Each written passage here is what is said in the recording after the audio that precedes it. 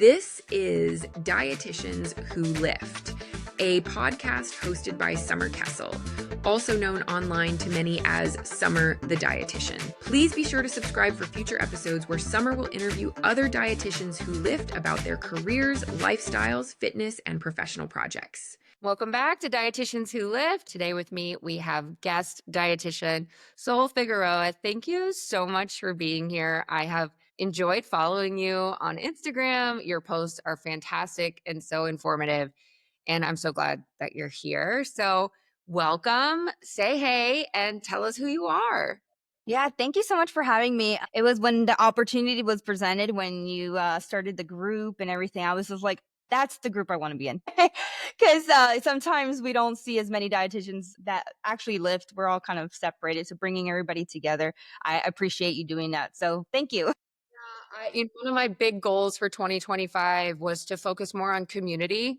Yes. And to build more connections with people, because I think a lot of us live in these little bubbles of social media, and a lot of us work from home, and we might connect with our clients one-on-one.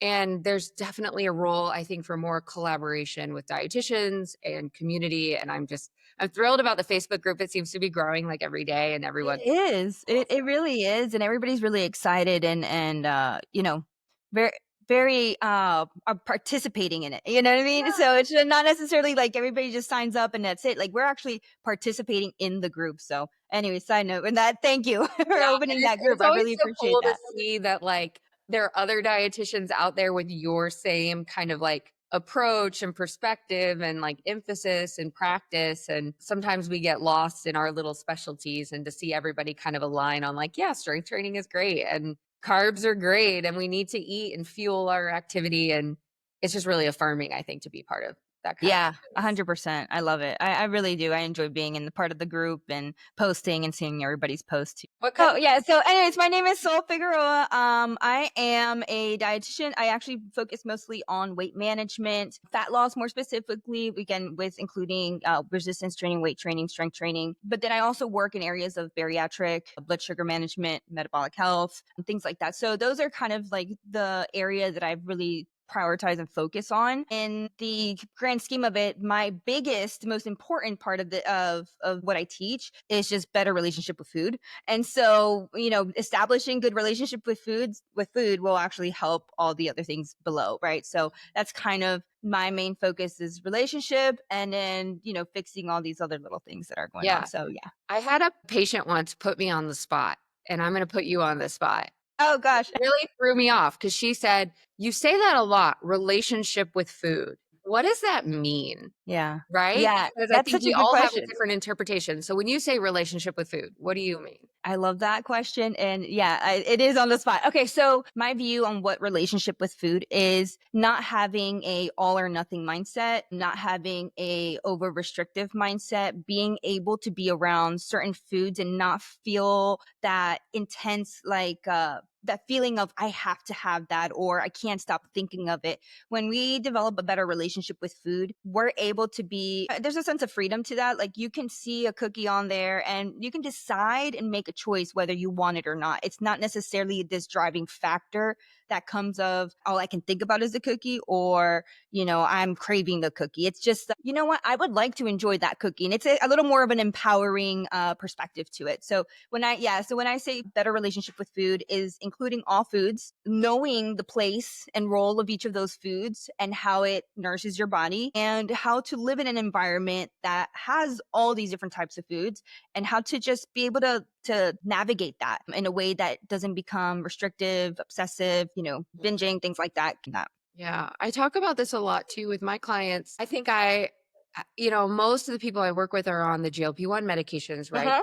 That really take a lot of that motivation to seek those foods. It really dampens it, right? Yeah. So when you have a person who's got this really heightened craving and drive for eating, it dampens those, and that relationship with food becomes much easier to navigate. But I worry that sometimes those folks, myself included, because we have this medication tool that makes that relationship easier, we don't necessarily learn any new skills on how to deal with that. And so I get asked a lot from like on social media, because there are a lot of people who can't access these medications. They're very expensive. They're not covered by insurance, or people may not qualify for these medications, but they still want to improve their relationship with food. So, how do we learn to improve our relationship with food, assuming we don't have these GLP-1 medications that are helping in the brain? What are some of those like really practical things that you counsel your patients to do to improve that? Yeah. So for me, when I counsel a patient that's again that can't have the medication, my main focus is first of all establishing good eating habits and routines. Sometimes, we get into the rut, and I see this all the time where we're skipping meals. We don't have a meal till like 1 or 2, and then we don't feel hungry, or we just don't eat. Like so, there's this we're not in touch with those satiety signals anymore or hunger signals anymore. So it's just really learning to establish good eating routines and habits. So that way we can start becoming more mindful or becoming more sensitive to that sensation of physical hunger or fullness and satiety. And so we kind of walk through that. So a lot of it I kind of go through, okay, let's start out with just 3 meals a day. That's it. 3 meals a day.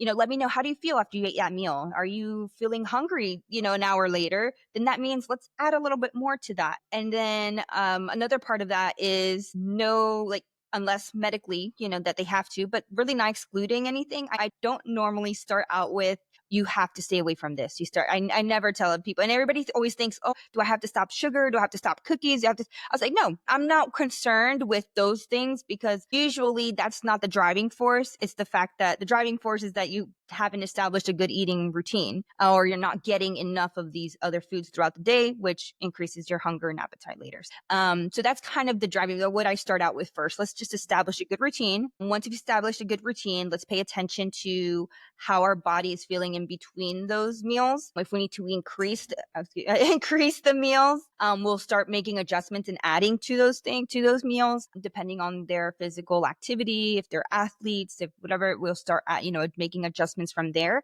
And then just, again, letting them know it's okay if you're at a birthday party to have some cake, or it's okay if you wanted to have a cookie, add it alongside your meal. So that way it's not the only thing you're having. I had a client said that when they kind of understood that concept, it took the load off their shoulders. They just said, I felt so free to make good choices, and I didn't feel the pressure of staying on a diet. So that's been like the best feedback I can get is that. Yeah, same. And I love when folks can think back to old diets that they had done and we go, okay, so what happened? Why didn't it last? Why didn't it work? Why didn't we stick with it? Why are we not still doing that? And Mhm. there's usually a particular food or an event or a vacation or something where they, like you said, that all or nothing, they were all in on the diet. It worked really well. It was super successful. They lost all this weight, but then as the minute it became not all in and they were a little bit off, then they went all off, right? And so what you're saying is to find that like happy place in the middle, right? But Yeah, it's scary for people, it is. right? So how do you I have this conversation all the time. One of my favorite things to say to people, GLP-1 medication or not, is that eating more on purpose results in you actually eating less on accident. Yeah. Right? So if I we love have these that. nice, big, filling, satisfying, flavorful, Mhm. tasty, enjoyable meals, that's all big part of it, right? Like Yeah, yeah, yeah. your diet food shouldn't suck because then you're Sure. not gonna stick The with it. psychology of it, right? Yeah, and it's a huge part of what we do as dietitians. I think a lot of people don't realize. I think they think we're just gonna give them numbers and nutrients, right? Yeah. But how do you convince someone who has been restricting that the solution actually is to eat more food? Because that like the numbers in their head just don't it doesn't compute. Wait, I'm trying to lose weight. I thought that meant I need to eat less. Mhm. You have that conversation with people. How do you approach that? Yeah, that's a hard conversation to have, and sometimes it takes multiple sessions to help You have to build people see that. trust. Yeah, you have to build trust, right? Because if I sometimes they'll look at you like you're crazy. You don't know what you're talking about and they don't come back. Yeah. Yeah. So how do you approach that in multiple sessions? What does that look like? Yeah. So anytime I face a client that is experiencing that type of kind of barrier, it really comes down to again building the trust, helping them see, in what ways they might be, over consuming by, by accident, right? So like for example, like I'll always have them provide me with their recall for a couple of days, and then I'll go over provide them feedback. Like so, they tell me what they're doing, and then I give them instant feedback on what's going on and where are some areas that they might be. So a lot of times what happens is they'll read me their recall, and then, I ask them, are you having a snack after dinner? They're like, yeah, I have a snack here. And then I eat again. They're like, and they'll say it, wow, when I say this out loud, I realize what I've been doing. And so it's helping them realize what their behaviors or actions are doing. And then, so then at that point, you're like, okay, well, this is what that we can do. You tell me how comfortable you feel with doing it. So it's really um, helping them see that they have a little bit more power over their decision making and their meals, and they can actually manipulate and change those things, but they just need some little bit of guidance and just somebody to hold their hand sometimes, and let them know that it's okay.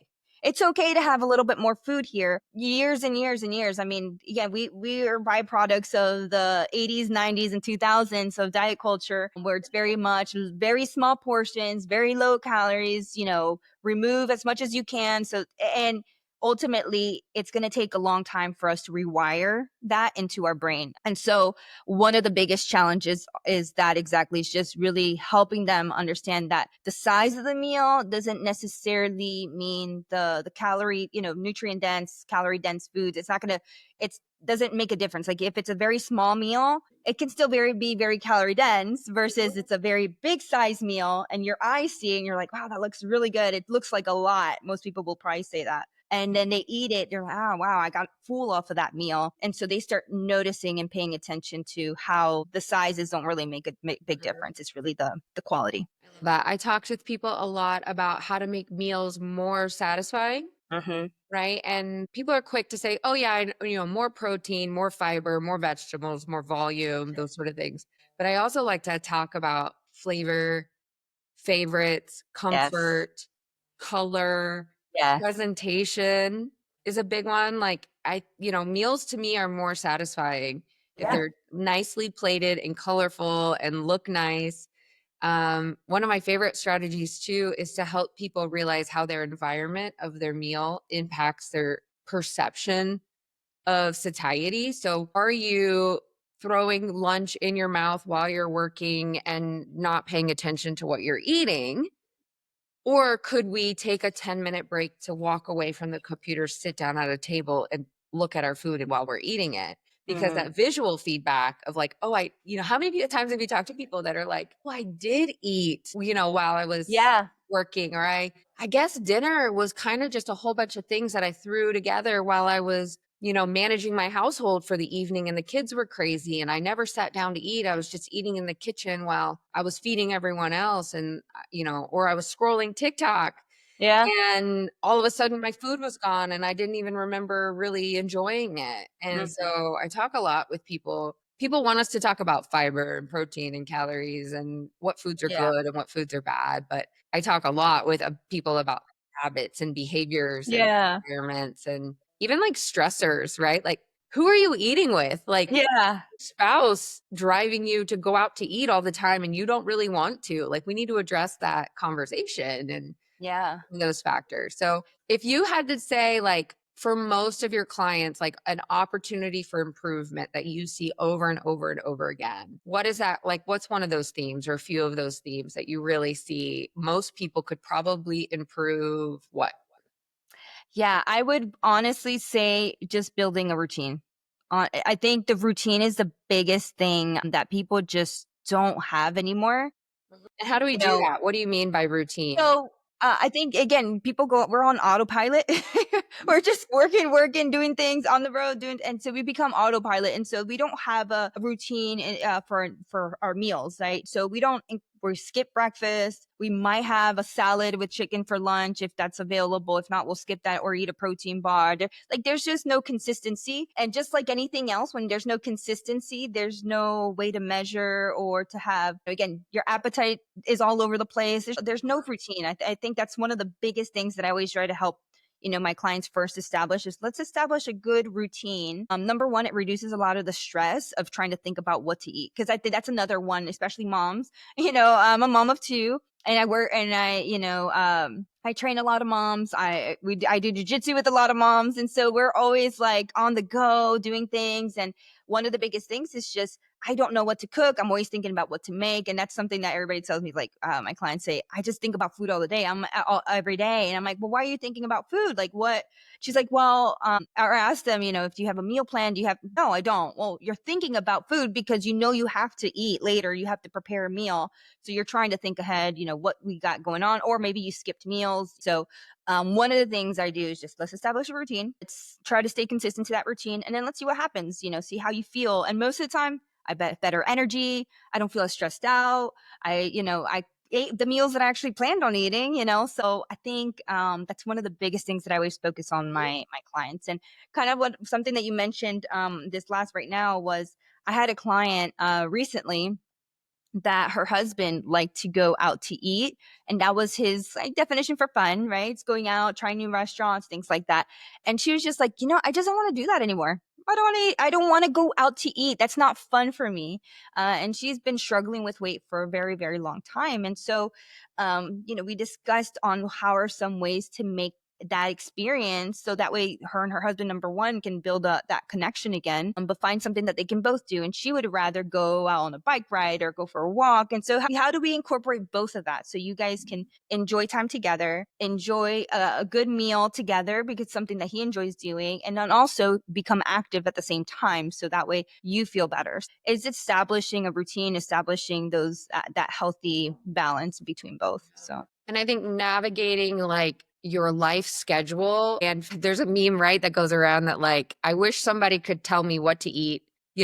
Why did I realize, like having children, I realized I signed up for figuring out how to feed yeah, people 3 meals a yeah, day for the next yep, 18 years. Like what did I yeah. sign up for, right? Yeah, it happens all the time. Just like the mental load of it and like the practicalities of it. Like, when am I going to do groceries? How is that going to happen Mhm. when I'm there? What am I going to buy?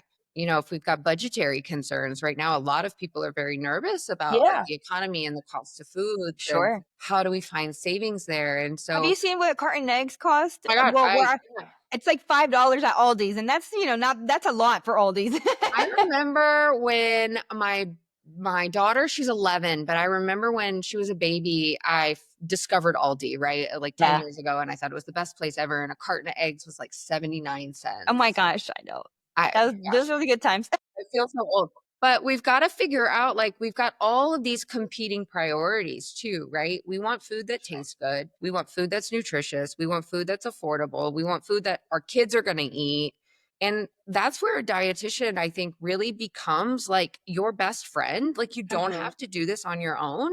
This is exactly what we're trained in. And it's not just if you want to lose weight, it's not just if you have a health condition. Like, dietitians would love to work with people who don't want to lose weight, who like, it's not a body thing, it's not a Yeah. fitness thing, it's not a health thing, it's like a practical life thing. And like, Yeah.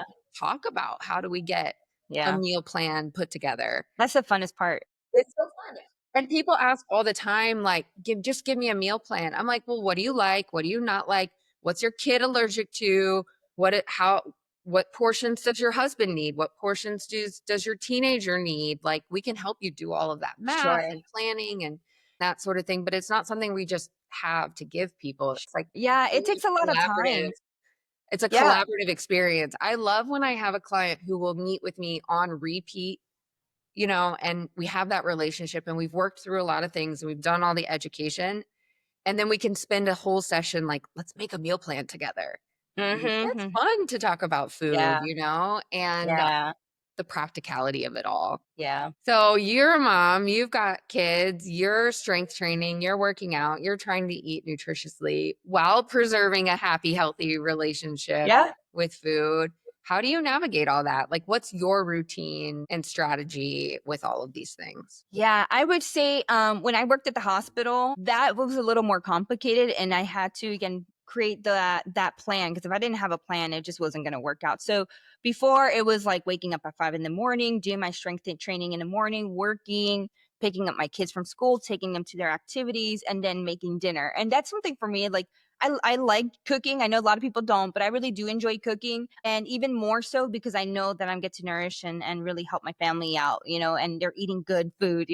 So now, since I started my private practice and I started working from home, I have a little more flexibility to do those things, to incorporate, exercise and incorporate. So, kind of like what my schedule looks like now is that I'll get up in the morning. I'll either train in the morning. I train a group class at like 5 o'clock in the morning, and then I'll come home. I'll get everybody's lunch and breakfast together. I have to pack everything for everybody, my husband and my kids. I get their breakfast ready, lunch ready. And for the most part, what makes it easy for me is that whatever we eat for dinner is what we're going to have for lunch. Everybody eats leftovers. I'm not making anybody anything new.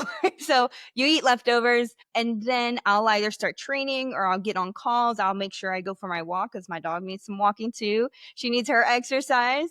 I'll make my breakfast, and then I'll sit down and do my calls. And I do try in between to be movement, create movement and activity.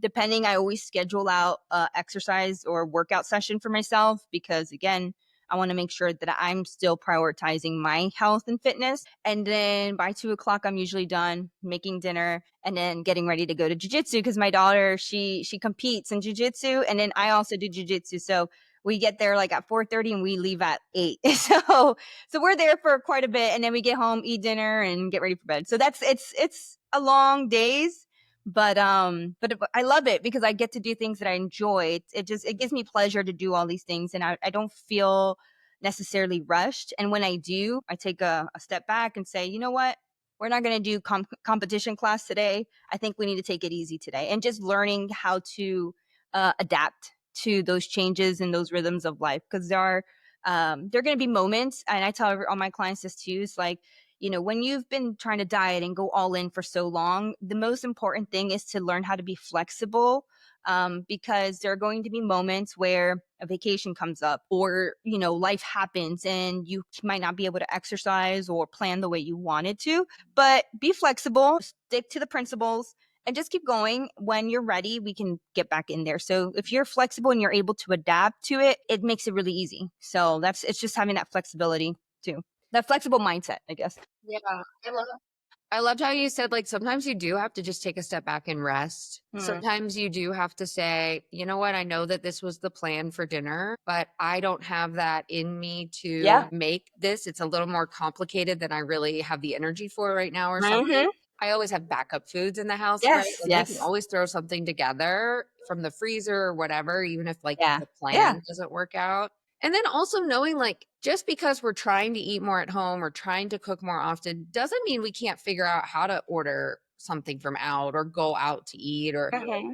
coming on Tuesdays, my son now is playing soccer, and Awesome. that's, the afternoon activities, and Yeah. it's right at when we normally eat dinner. So then dinner's late. And it's like, you know what? Instead of, my family used to always go out to eat on Friday nights. It was like, Yeah. as a family, we just always went out to eat on Friday nights. Let's just change it to Tuesday nights. Yeah. And so now I'll cook on Fridays and we'll go out on Tuesdays and make that adjustment.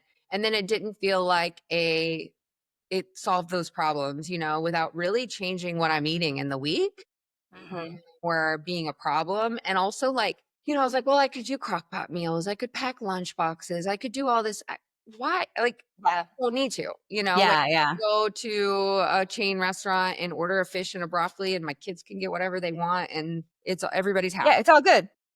And the same thing with training too. I just had this conversation with someone yesterday where they were saying that skipping a workout or not doing as much as they've been doing Hmm. is scary. There's some fear there that they're backsliding Mm. and they don't want to go back to where they came from. There's a lot of fear, right? Like, well, if I start eating the cookies and I allow those in, will it spiral and turn into something? If I don't go to the gym today, will I have broken my momentum and my consistency? And we had a long conversation about like scheduling rest and recovery and how even professional athletes have off seasons. And, you don't have to be, like you said, all or nothing all the time. That actually that's going to burn you out. And eventually Yeah. you're just going to not go back. Hmm. And so scheduling rest and listening to our body is a skill I think that Yes. a lot of people overlook. Like you said, learning how to be flexible is a skill And the only Yeah. way we get better at skills is by practicing it. Yeah, absolutely. When I wake up in the morning, there are days where I'm like,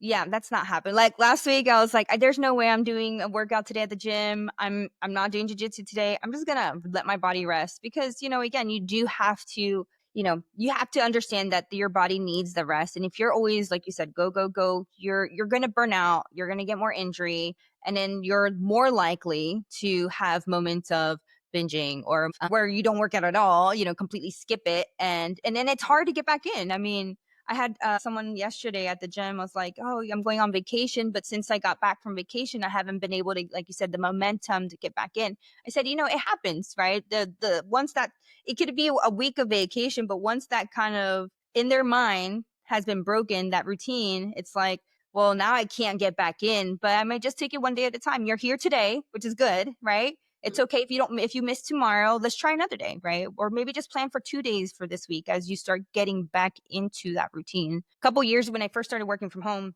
my biggest struggle was movement, just getting more movement. Cause I mean, as you know, when you're working, you can sit hours and hours and hours in this chair. And I was realizing I'd like 3,000 steps the whole day. And I was just like, this is not going to work for me. It is not happening. And so I started out with 2 days a week, taking my dog out for a walk in the morning. And I kept it at 15 minutes. And so that's did it. I did that for about maybe a month.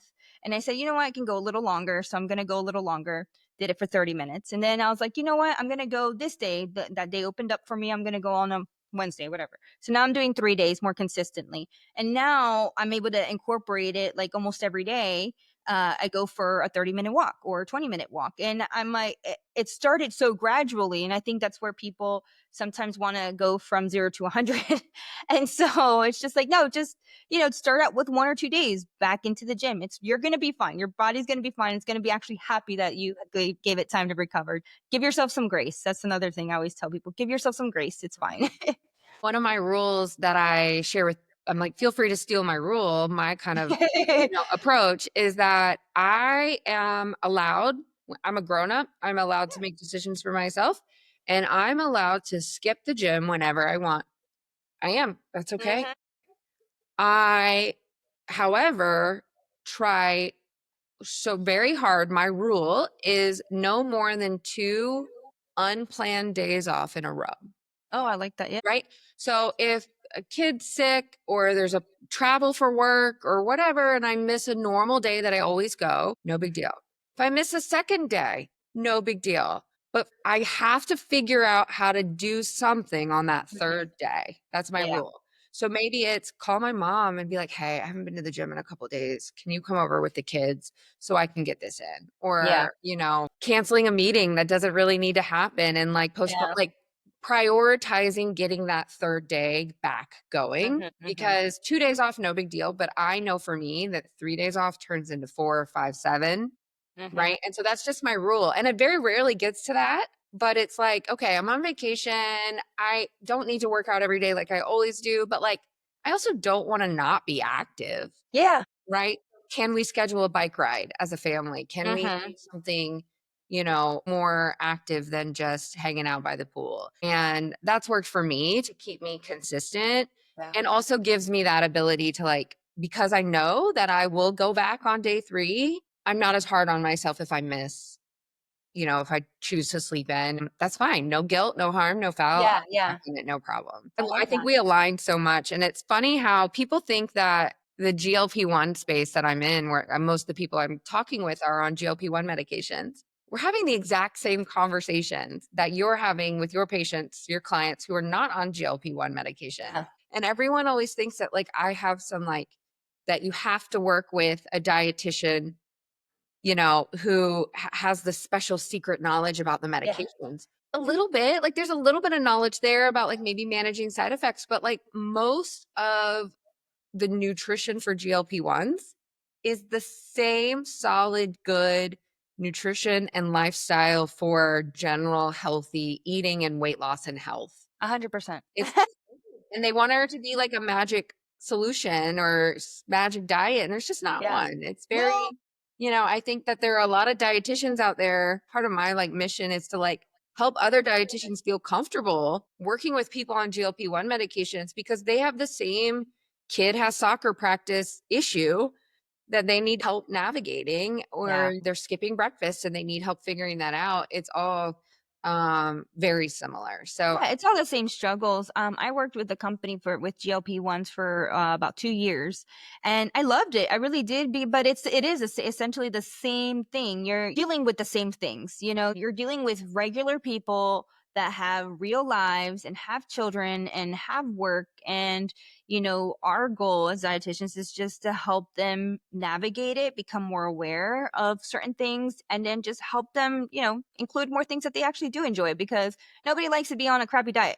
Nobody likes to do that. And so I always joke around, I'm like, I'm Hispanic. If you told me to eliminate rice and beans, we're not talking. I can't. Or pizza. I love pizza. It's my favorite food. We make pizza every Friday.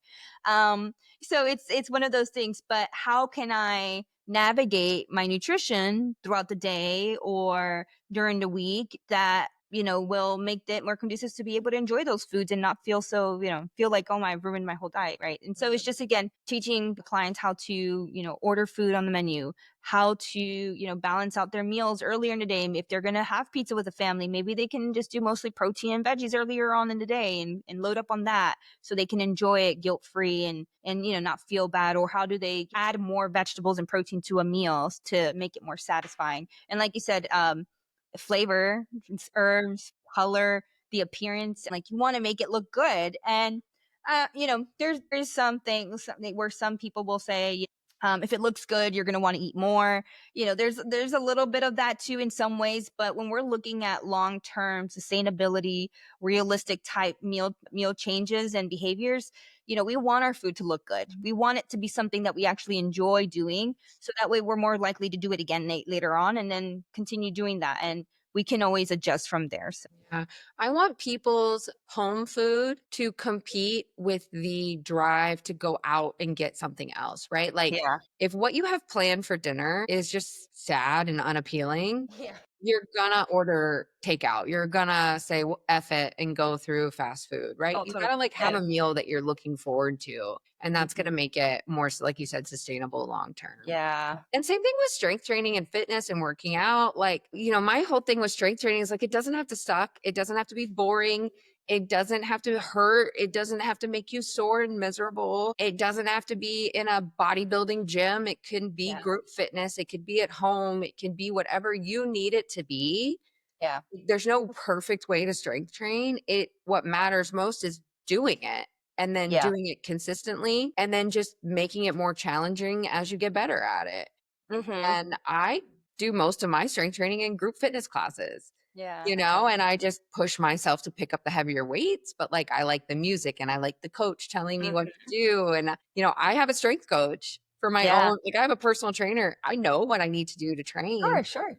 but that accountability and that like guidance and like not having to think about it is Yeah. really valuable to me. And in the same way, I was like working with a dietitian, like even if you know good nutrition, even if you have a great background but you want somebody there to like help you work through these things and like help you make decisions, because making all these decisions is hard. That's what Yeah. we're here for. Yeah, Yeah. absolutely. I love that you mentioned that too, because a couple years back, I hired a strength coach because a lot of the exercise that I used to do was like, so many years ago when I even got into this whole life, very a long time ago, I went through this life changing strategy kind of thing, and it completely changed my life. And so, as I was working on my spiritual health, I was also working on my physical health. And so I started going to the gym and I started paying attention more to my nutrition. And so I really enjoyed that aspect of doing that. And whenever years later, I was like, you know what? I wanna become a dietitian. I think I want to help people. And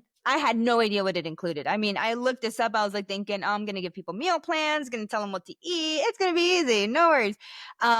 Never realizing what a dietitian actually entailed. I signed up, and then I get all these medical classes and biology and, everything you can think of, food service. And I'm just like, what in the world is happening? So I got into that. And as I was going through it, learning, and I was doing a lot of beach body stuff to just to make some income. And it was, it's again, it's very high intensity, different types of exercise, get your workout in 30 minutes. And I loved it for what I needed because I needed it here at home. I needed something quick and the workouts were really great. Well, whenever I decided to become a personal trainer, I was like, I really want to learn how to basically strength train, how to train to just become stronger, not necessarily trying to change my body, but I just want to become stronger. I want to learn how far I can take my body, my abilities to do that. And so I hired a strength trainer, and he was great. He really showed me different movements and the workouts, and I really fell in love with the strength aspect of it. And so my goal when I train women specifically is just learning, helping them see how strong they actually are. Because a lot of times, like, oh my God, 15 pounds. I'm like, honey, you could pick up way more than that. Like, I you say do it that all every the day. time. I'm like, I'm pretty sure you've carried the baby and the toddler and your purse and the Yep. car seat across your front yard into your house Yeah. Yeah. in one go, no Uh huh. problem. Like you Yeah. could pick up a heavyweight, you know? Yeah. I Yeah. say that It's a like, lot to people, or like my mom's listening, she's gonna make fun of me, but my mom had the same like 5 pound set of dumbbells forever, like uh huh. literally 20 years. My mom has had this 5 pound set of dumbbells and she does her little arm workouts. I'm Yeah. like, Yeah. Yeah. Mom, I'm pretty sure you could go heavier. She's like, Yeah. "What?" I'm like, why don't we get you some tens? Yeah. And she's like, oh, wow, yeah, I can do the tens. And now she's like lifting heavier. And I think so often we get in our mindset, oh, I use tens for this and I use five for this.